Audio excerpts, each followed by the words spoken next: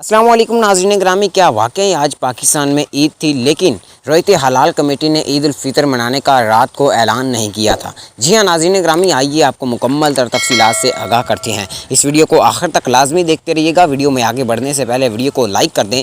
मज़ीद अपडेट देखने और सुनने के लिए चैनल को सब्सक्राइब कर दें। जी हाँ ख़वातीन व हज़रात, आपको बताता चलूँ कि पाकिस्तान में रात को ईद उल फितर का चाँद देखने के लिए रोयत हलाल कमेटी का इजलास बैठा था। उस इजलास में हर मुमकिन कोशिश की गई थी ईद उल फितर का चाँद देखने की, लेकिन चाँद नज़र नहीं आया था, जिसकी वजह से पाकिस्तान में उन्होंने ईद उल फितर मनाने का ऐलान नहीं किया था।